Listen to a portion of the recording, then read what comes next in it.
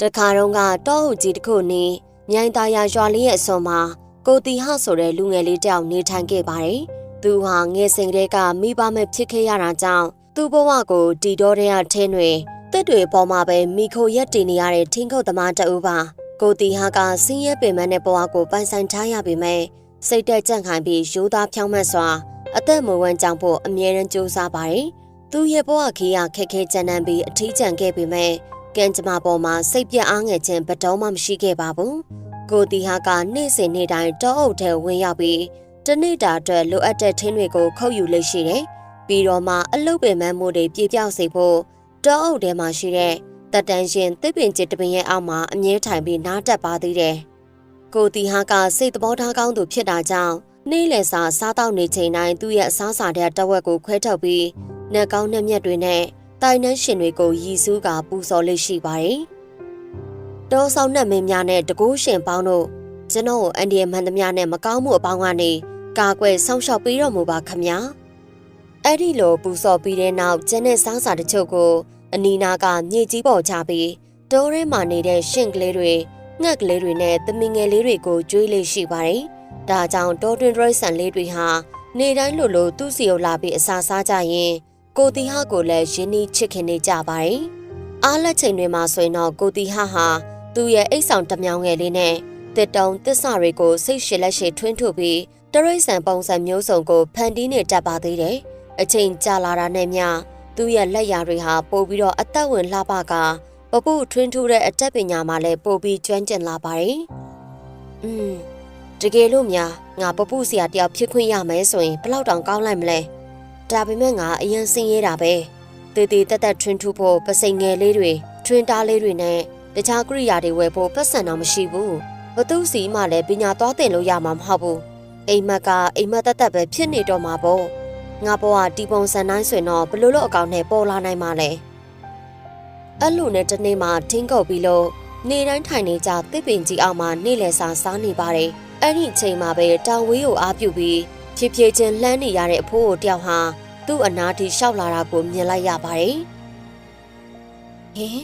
်ဟိုအဖိုးကဘယ်ကိုသွားနေရပါလဲ။ဒီတောတွေတောင်တွေထဲဖျက်လျှောက်လာရတာဆိုတော့တော်တော်ပင်ပန်းပါပဲ။အနားယူခဲ့ရတဲ့ပုံလည်းမပေါ်ဘူး။ပုံစံကြည့်ရတာလည်းဘာမှမစားရသေးဘူးထင်တယ်။သွားပြီးစကားပြောကြည့်အောင်ပါပဲ။ကိုတီဟာကအဲ့လိုတွေးပြီးရနဲ့နေရာကနေထားရပြီးခြေလမ်းကျဲတွေနဲ့အဖိုးအိုစီအမြန်ရှောက်သွားလိုက်ပါတယ်။ပြီးတော့သူ့ရဲ့နေ့လည်စာကိုအတူဝေမျှစားသုံးဖို့နဲ့တစ်ပင်ကြီးအောက်မှာနားဖို့ဖိတ်ခေါ်လိုက်တာပေါ့။သားလေးရဲ့အတူစားဖို့ခေါ်ပြီးတာကျေးဇူးတင်လိုက်တာ။အပမနဲ့တည်းကတနေကုန်ခီးလျှောက်လာရတာဆိုတော့တအားမော်ပြီးပိုက်စာနေတာကွ။စေတနာထားပြီးတဲ့သားလေးကိုကျေးဇူးအများကြီးတက်ပါတယ်။အပလည်းနားစရာနေရာရှားနေရနဲ့အတော်ပဲပေါ့ကွယ်။ဝမ်းသာပါတယ်ဗျာ။ဒါနဲ့အပဘာလို့ဒီလိုတောနဲ့ထဲမှာတယောက်တည်းရှောက်နေရလဲဗျ။အပဒီနီနာရွာလေးတစ်ခုမှာအလွတ်လုံနေတဲ့မြေးမလေးစီကိုသွားမလို့ကွယ်။အပလမ်းလျှောက်နိုင်ပါတယ်။စိတ်မပူပါနဲ့သားလေးရဲ့။ဒါဆိုလဲအပရဲ့အရေးမကြီးဘူးဆိုရင်ကျွန်တော်နဲ့တူတူနေ့လည်စာရင်စားလိုက်ပါလား။ခဏအနားယူပြီးလို့အားရှိသွားရင်ကျွန်တော်လိုက်ပို့ပေးပါမယ်။အဖော်လိုက်ပို့ပေးမယ်ဆိုရင်အပအတွက်လည်းလုံခြုံမှုရှိရပေါ့။ကောင်းတယ်မလားပါ။အေးကောင်းတာပေါ့ကွယ်။ကျေးဇူးတင်ပါတယ်သားရဲ့။ဒီလိုနဲ့နှစ်ဦးသားနေ့လည်ဆောင်စားတော့ပြီးတဲ့နောက်ကိုတီဟာကတောက်ရည်ထည့်ထားတဲ့သူ့ရဲ့ကိုပိုင်ဝါကြည်တောက်လေးကိုအဖိုးအိုစီကမ်းပေးလိုက်ပါတယ်။အဖိုးအိုဟာသူ့ရဲ့လက်နဲ့ရေကြည်တောက်ကိုလှမ်းယူနေတဲ့ချိန်အသက်အရွယ်ကြောင့်လားမသိလက်တွေကတုံရင်နေပါတယ်။ဒါကြောင့်ကြည်တောက်ဟာလက်ထဲကနေမတော်တဆလွတ်ကျသွားပြီးခြေတွေကလည်းမြေပေါ်ကိုဖိတ်ဆင်ကုန်ပါတယ်။ဒီအခါအဖိုးအိုလည်းသူ့ရဲ့နမောနမဲနိုင်ပုံကြောင့်ကိုတီဟကိုအာနာစိတ်ဖြစ်သွားခဲ့ရပါတယ်။အပတောင်းမှန်ပါတယ်ကွယ်။အပအသက်ကြီးနေပြီဆိုတော့လက်တွေကဒီလိုပဲတုံနေတာ။သားလေးကိုများတော်တော်ဒုက္ခပေးသလိုဖြစ်သွားပြီ။ကိစ္စမရှိပါအပရဲ့။ဒါအသေးဖွဲလေးပါ။ကျွန်တော်အခုပဲနောက်တစ်ခါရေသွားခတ်လာပေးပါမယ်။အပဒီမှာပဲစောင့်နေနော်။ကိုတီဟာကအဖိုးအတွက်ရေအသေးခတ်ပေးဖို့ဝါချီတောက်ကိုရှူပြီးထွက်သွားခဲ့ပါတယ်။ခဏကြာရေခတ်ပြီးပြန်ရောက်လာတော့တစ်ပင်ကြီးအောင်မှာအဖိုးအိုကိုရှာလို့မတွေ့တော့ပါဘူး။ဒါပေမဲ့အဖိုးအိုထိုင်ခဲ့တဲ့နေရာမှာထူဆန်ပြီးရွှေရောင်တောက်ပနေတဲ့ထွင်တာတစ်ခုကိုတွေ့လိုက်ပါတယ်။အဲ့ဒီဓာတ်ဟာပပုထုတဲ့နေရာမှာအသုံးပြုတဲ့ဓာတ်ဖြစ်နေတာကြောင့်ကိုတီဟာလည်းအံ့ဩနေခဲ့တာပေါ့။ဒါအပြင်သူအဖိုးအိုကိုပေးခဲ့တဲ့နေ့လည်စာလဲအ အဲ့ဒီထွန်းတာပြီးမှရှိနေပါသေးတယ်ဟင်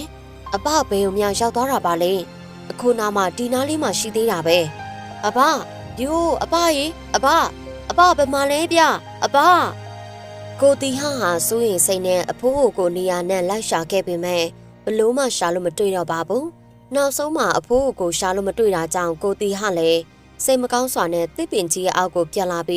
ရွှေရောင်ထွန်းသားကိုကောက်ယူကြည့်လိုက်ပါတယ်ပြီးတာနဲ့ထိန်းခုပ်ပြီးခဏအနားယူတဲ့ချိန်အဲ့ဒီထွန်းသားလေးကိုတောင်းပြီးတစ်တုံးလေးတစ်ခုကိုလှပတဲ့ရွှေဟင်းသာပုံစံဖြစ်အောင်ထွန်းထူလိုက်ပါတယ်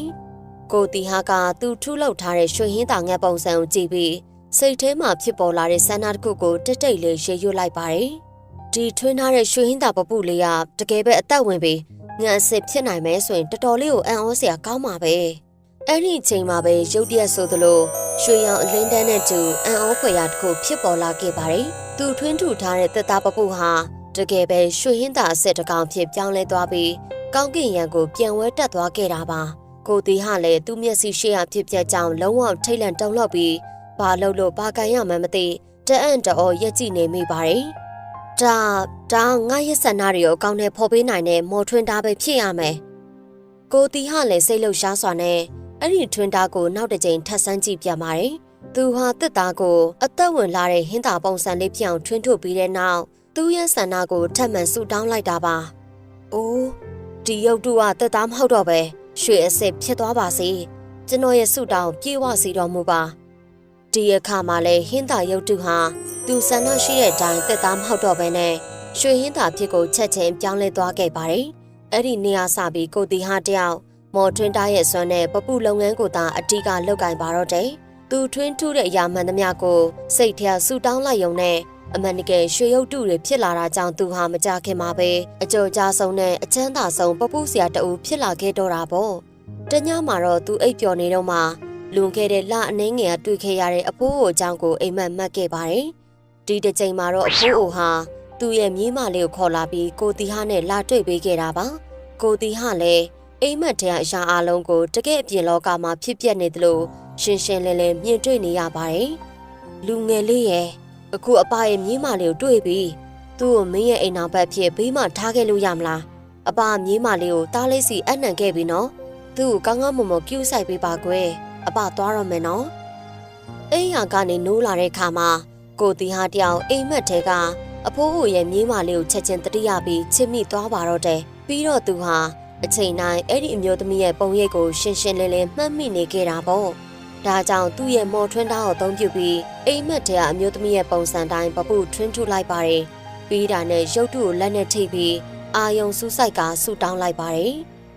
အိုးမော်ထွန်းသားဒီရုပ်တုကိုကျွန်တော်အိမ်မက်ထဲမှာတွေ့ခဲ့ရတဲ့လှပတဲ့မိမပြိုလေးဖြစ်ပြောင်းလဲပေးတော်မူပါအဲ့ဒီလိုဆူတောင်းပြရနဲ့ကိုတီဟာထွန်းထူထားတဲ့သေသားပပုရုပ်တုဟ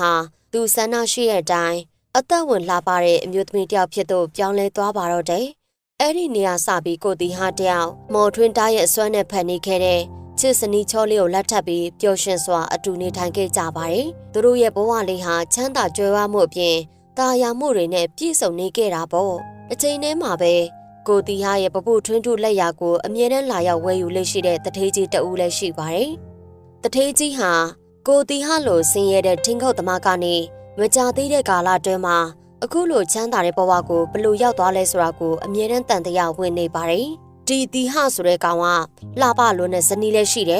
်ပြီးတော့ချမ်းသာကြွယ်ဝတဲ့အခြေအနေကိုလည်းအချိန်တိုလေးတွင်ရောက်သွားတယ်ငါဘလို့မှနားမလည်နိုင်ဘူးစဉ်းစားလေးထူးဆန်းလေးပဲဒီလိုဆိုရင်တော့သူ့ကိုငါစီမှာအလုပ်လုပ်ဖို့ခန့်လိုက်တာပိုကောင်းမယ်ထင်တယ်အဲ့ခါကျမှသူ့ရဲ့လျှို့ဝှက်ချက်ကိုငါသိရလိမ့်မယ်တနေ့မှာတော့ပပူရုပ်တုတွေရောင်းဝယ်ဖောက်ကားတဲ့အဲ့ဒီတထေးကြီးဟာကိုတီဟကိုသူ့ဆိုင်ကပညာရှင်ဖြစ်အလုပ်လုပ်ဖို့လာရောက်ကမ်းလှမ်းပါတယ်ကိုတီဟလည်းအဲ့ဒီကမ်းလှမ်းမှုကိုအလွယ်တကူပဲလက်ခံလိုက်တာပေါ့ကိုတီဟတယောက်အဲ့ဒီဆိုင်မှာအလုပ်လုပ်တာအချိန်ကြာလာတာနဲ့မျှတထေးကြီးဟာရင်းနှီးမှုရှုပြီးသူ့ရဲ့ဘဝအကြောင်းကိုမေးမြန်းပါတော့တယ်တီဟမင်းကတကယ်ကိုလက်ရမြောက်တဲ့ပပုသမားပဲငါတို့ရဲ့ဖောက်တယ်တွေအားလုံးကမင်းရဲ့လက်ရတွေချီကျူးနေကြတာအခုလိုမင်းနဲ့လက်တွဲပြီးအလုပ်လုပ်ရတာငါတော်တော်ကံကောင်းတာပ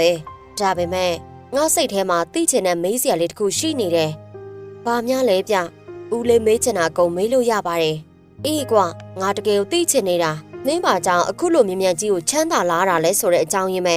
မင်းမှာအရေးချင်းရှိတာငါဝန်ခံပါတယ်ဒါပေမဲ့မင်းရင်တော့အရင်ကဆင်းရဲခဲ့တာမှတ်လားထင်းအောင်ခုတ်စားခဲ့ရတာလေအဲ့လိုရုန်းကန်နေရတဲ့ဘဝနဲ့အချိန်တိုလေးတွင်ချမ်းသာကြွယ်ဝတဲ့ပပူးဆရာတယောက်ဖြစ်လာဖို့ဆိုတာမယုံနိုင်လောက်အောင်မြန်ဆန်လို့နဲ့ကွ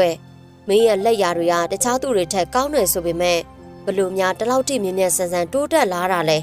ငါတကယ်ကိုသိချင်နေတာကွာဒီလိုကြီးပွားအောင်မင်းဘလို့လုပ်ခဲ့တာလဲငါ့ကိုပြောပြစမ်းပါကွာရိုးသားလို့နဲ့ကိုတီဟာကတထေးကြီးအပေါ်မှာဘလို့မှတန်တရားမဝင်ပဲသူ့ရဲ့လျှို့ဝှက်ချက်ဖြစ်တဲ့မော်ထွန်းတာအကြောင်းကိုအစအဆုံးပြောပြလိုက်ပါတယ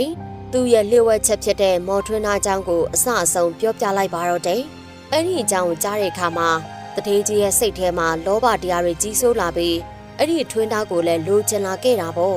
ဒါကြောင့်တနေ့မှာတော့လောဘကြီးတဲ့တထေးကြီးဟာကိုတီဟာရဲ့မော်ထွန်းတာကိုခိုးယူဖို့ကြံစီပါတော့တယ်ငါဘလို့လုပ်ပြီးဒီကောင်ရဲ့မော်ထွန်းတာကိုယူရမလဲဘလို့နီးနဲ့ယူရင်ကောင်းမလဲအော်ငါတခုစဉ်းစားမိပြီဟေးချစ်မောင်ကြီးတထေးကြီးကျွန်တော်မျိုးအမိန့်ရှိပါအေးသေချာနားထောင်မင်းလောက်ရမယ့်အလုပ်တစ်ခုရှိတယ်ဒီလိုနဲ့ရက်အနှင်းငယ်ကြားတဲ့အခါတထေးကြီးဟာသူ့ရဲ့ခြံဝန်းကြီးထဲမှာမနက်ကနေညနေထိစားတောက်ပွဲကြီးတစ်ခုကိုကျင်းပခဲ့ပါတယ်သူဟာကိုတီဟာနဲ့တူတခြားရင်းနှီးတဲ့သူတွေပါဖိတ်ကြားခဲ့တာပေါ့အဲ့လိုလူရှုပ်နေတဲ့အချိန်မှာပဲတထေးကြီးဟာသူ့ရဲ့အစီခံချက်မောင်ကိုတူတူတိတ်တိတ်မျက်ရည်ပြပြီးမော်တွင်းသားကိုခိုးယူဖို့အမိန့်ပေးလိုက်ပါတယ်။ဒါကြောင့်ချက်မောင်ကလည်းကိုတီဟာတယောက်စားတော့ပွဲမှာအာယုံရောက်နေတော့သူ့အိမ်ကိုအရောက်သွားခဲ့တာပေါ့။မင်္ဂလာပါဗျ။ဒီအိမ်ထဲမှာလူရှိပါသလားဗျာ။မရှိပါရဲ့ရှင်။ဘာကိစ္စလဲ။အော်ဟိုကိုတီဟာကျွန်တော်သူ့ရဲ့ထွန်းသားလေးလာယူဖို့လွှတ်လိုက်တာပါဗျ။သူအေးတကြီးလိုအပ်နေလို့ပါတဲ့။ဟုတ်လား။ဒါဆိုရင်တော့ရှင်ခဏလေးစောင့်နော်။ကျမထွန်းသားကိုသွားယူလာအောင်မယ်။ကိုတီဟာရဲ့ဇနီးဟာချစ်မောင်ရဲ့လက်စားမှုကိုတတိမပြုမိပဲယုံယုံကြည်ကြည်နဲ့ပေးလိုက်ပါတော့တယ်။တထေးကြီးဟာသူ့လက်ထဲကိုမော်ထွန်းတာရောက်တာနဲ့ချက်ချင်းဆိုသလိုစမ်းသပ်ကြည့်ဖို့ဆုံးဖြတ်လိုက်ပါတယ်။သူဟာစားတော့ပွဲကြီးရဲ့နောက်ဘက်မမြင်ကွယ်ရမှာတခြားပပုဆရာတယောက်ကိုခေါ်ပြီးသစ်သားတုံးကိုချင်းသေးပုံစံဖြစ်အောင်ထွင်ခန်းလိုက်ပါတယ်။ပြီးတာနဲ့အဲ့ဒီရုပ်တုကိုရွှေရုပ်တုအဖြစ်ပြောင်းသွားအောင်ဆူတောင်းလိုက်တာပေါ့။ဒီထွန်းသားမှာတကိုးအစွမ်းတကယ်ရှိတယ်ဆိုရင်ဒီသစ်သားချင်းသေးရုပ်ဟာရွှေရုပ်တုအဖြစ်ပြောင်းလဲပါစေတာဒီအခါအန်အောစရာကောင်းလာအောင်မျက်စိတမိတ်အတွင်းမှာပဲသစ်သားချင်းသေးရုပ်ဟာတကယ်ပဲရွှေချင်းသေးရုပ်အဖြစ်ပြောင်းလဲသွားခဲ့ပါတယ်ဒီမော်ထွန်းသားမှာတကယ်ပဲတကူအစွမ်းရှိတယ်ဆိုတာကိုသိလိုက်ရတော့တထေးကြီးလည်းဝမ်းသာအားရဖြစ်သွားခဲ့တာပေါ့ဒီနောက်သူဟာချက်ချင်းဆိုသလိုအစီခံချစ်မောင်ခေါ်ပြီးနောက်ထပ်လျှို့ဝှက်အမိန့်တခုပေးလိုက်ပြန်ပါတယ်သွားတန်တဲ့ပစ္စည်းလောက်တဲ့ပပဲစီအောင်မှားလိုက်စမ်းအခုဒီထွန်းသားအတိုင်းနောက်ထပ်တစ်ချောင်းထပ်လုပ်ခန်းလိုက်ဒီဟာငါတို့ပေါ်တန်တရားမဝင်အောင်တေချာလုံးလို့ပြောလိုက်နော်သွားတော့ဟုတ်ကဲ့ပါတထေးကြီးအမိန့်အတိုင်းပါပဲပပဲဆရာတွေကလည်းတထေးကြီးရဲ့အမိန့်တိုင်းမော်ထွန်းတာနဲ့လုံးဝမလွဲအောင်တေချာလုပ်ပေးလိုက်ပါတယ်ဒီနောက်မှာတထေးကြီးဟာချက်မောင်နဲ့တခြားအစီခံတရားကိုခေါ်ပြီးထွန်းတာအတူနဲ့တူတတိဝလံတွေကိုကိုတီဟာရဲ့ဇနီးစီသွားပေးခန်းလိုက်ပါတယ်သူတို့ရဲ့အကြံကိုဘာမှမသိတဲ့ကိုတီဟာရဲ့ဇနီးကတော့တန်တရားမဝင်တဲ့ပြင်ကျေးဇူးတော်တင်နေပါသေးတယ်။အိုးသတိရောပါလားကျေးဇူးတင်ပါတယ်ရှင်။ရပါတယ်ဗျာအချင်းချင်းတွေပဲ။ဒါနဲ့လေရှင်တို့တထေးစီကိုသွားတဲ့ကျမခင်ပွန်းရောဘယ်ချိန်လောက်ပြန်လာမလဲရှင်။ဘာလို့များဒီချိန်ထိပြန်မလာသေးရလဲမသိဘူး။အော်ကိုတီဟာဒီနေ့အတွက်သူ့အလုပ်တွေပြီးပြီဗျ။ဒါပေမဲ့ကျွန်တော်တို့ရဲ့တထေးကြီးကသူ့ညစာစားပွဲမှာဖိတ်ထားသေးလို့ပါ။ဒါကြောင့်ဒီနေ့တော့သူအိမ်ပြန်နောက်ကျနိုင်ပါတယ်။စိတ်မပူပါနဲ့ဗျ။သူမကြခင်ပြန်လာပါလိမ့်မယ်။အချိန်လက်အတော်လင့်ပြီဆိုတော့ကျွန်တော်ခွင့်ပြုပါအောင်ဗျာကောင်းပါမရှင်ဂယူဆိုင်သွားနော်ဒီလိုနဲ့စားတော့ပွဲပြီးလို့အားလုံးအိမ်ပြန်သွားတဲ့အခါတထေးကြီးဟာဘသူမှမသိလိုက်ခင်သူ့ရဲ့မိသားစုကိုခေါ်ပြီးအဲ့ဒီမြို့ကနေထွက်သွားဖို့ပြင်ဆင်ပါတယ်သူတို့နဲ့တူတူမော်ထွန်းတာရဲ့အကြောင်းကိုသိတဲ့ပပုဆရာကိုခေါ်ပြီးသင်္ဘောနဲ့တခြားနေအောင်ထွက်သွားခဲ့ကြတာပေါ့သင်္ဘောပေါ်မှာတော့ပပုထုဖို့တက်တုံးတွေနဲ့တန်မိုးရှိတဲ့ပစ္စည်းတွေကိုတင်ဆောင်သွားခဲ့ပါတယ်တထေးကြီးဘာလို့ကျွန်တော်ရောဒီနေရာထိခေါ်လာတာလဲဗျတထေးကြီးမှာအကြံစီရှိနေလားဟုတ်တယ်ကွာငါအခုလိုခေါ်လာတာမင်းဒီမော်ထွန်းတာကိုတုံးပြီးပပုထုခိုင်းမလို့ပဲထွင်းပြီးရင်အရင်တစ်ခါလိုရွှေအဖြစ်ပြောင်းလဲဖို့ဆူတောင်းရမယ်ပြီးရင်ရတဲ့ပစ္စည်းတွေကိုငါတို့ဝေမျှယူကြမယ်နားလေလားဟုတ်ကဲ့ပါခမနားလေပါပြီဒီလိုနဲ့နေ့ရက်တွေကုန်လွန်လာတာနဲ့မျှပပုဆရာကြီးဟာရုပ်တုမျိုးစုံထွန်းထုတ်ပြီးရွှေအဖြစ်ကိုပြောင်းလဲနေပါတယ်သင်္ဘောတစ်ခုလုံးမှာ ရွှေပပူရုပ်ငွေပပူရုပ်တွေနဲ့ပြည့်နေတာမြင်တော့တထေးကြီးလည်းအရန်ကိုကျေနပ်ပျော်ရွှင်နေရပေါ့ဒါပေမဲ့ဒီနေ့မှာတော့သူတို့ဖြတ်တန်းနေတဲ့မြစ်အလဲမှာမုန်တိုင်းကြီးတစ်ခုတိုက်ခတ်လာပါတယ်ဒီခါတထေးကြီးရဲ့သင်းမောပေါ်မှာရွှေရုပ်တုတွေကအလေးချိန်များပြားလွန်းတာကြောင့်ဘလို့မှဟန်ချက်မထိန်နိုင်ပဲပင်လယ်အောက်ခြေကိုနှိမ့်မြုပ်သွားခဲ့ပါတယ်ကဲကြပါအောင်ကဲကြပါအောင်ငါမသိချင်သေးဘူးကဲကြပါအောင်ပြိုးကဲကြပါအောင်ကဲကြပါအောင်ဗျာငါ့ကိုကူညီကြပါအောင်ဒီနောက်မှာတော့တထေးကြီးရဲ့လောဘကသူ့ရဲ့သင်းမောကြီးနဲ့တူရှေးအောက်ထဲထိဆွဲချသွားခဲ့ပါပြီတစ်ချိန်တည်းမှာပဲကိုတီဟာကတော့မြို့ထဲမှာအရေးချင်းရှိဆုံးပပုဆရာဖြစ်ရက်တည်ပြီးတနေ့ထက်တနေ့ချမ်းသာလာပါတယ်တထေးကြီးတို့မိသားစုအကြောင်းကိုလည်းဘသူမှစိတ်ဝင်စားသလိုအမှတ်လည်းမရကြပါဘူးဒါပေမဲ့အခုချိန်နေသူ့လက်ထဲမှာရှိနေတဲ့ထွန်းတာဟာအတုဖြစ်နေတယ်ဆိုတာကိုတော့သတိမထားမိခဲ့ပါဘူးဒီဇလန်းရဲ့သင်ခန်းစာကတော့စိတ်သဘောထားကောင်းပြီးကျင်နာတတ်တဲ့သူဟာတခြားသူတွေရဲ့မြတ်တာကိုအမြဲတမ်းပြန်လည်ရရှိတတ်ပါတယ်ဒါပေမဲ့လောဘကြီးတဲ့သူကတော့ဘေးဆိုးဒုက္ခတွေနဲ့ပဲရင်ဆိုင်ရမယ်လို့သက်သေပြခဲ့ပါတယ်ရှင်ဟုတ်ကဲ့ပါရှင်ပရိသတ်ကြီးလည်းဒီဇလန်းလေးကိုကြည့်ရှုပြီးတော့ဘဝအတွက်သင်ခန်းစာတစ်ခုရရှိလိမ့်မယ်လို့ယုံကြည်ပါတယ်အခုလိုဗီဒီယိုလေးတွေကြိုက်တယ်ဆိုရင်တော့ကျမတို့ channel ကို subscribe လုပ်ခဲ့ဖို့မမေ့ပါနဲ့ရှင်အားပေးနေတဲ့ပရိသတ်တဦးတယောက်ချင်းစီတိုင်းကိုကျေးဇူးတင်ပါတယ်နောက်ဗီဒီယိုမှာပြန်တွေ့ကြမယ်နော်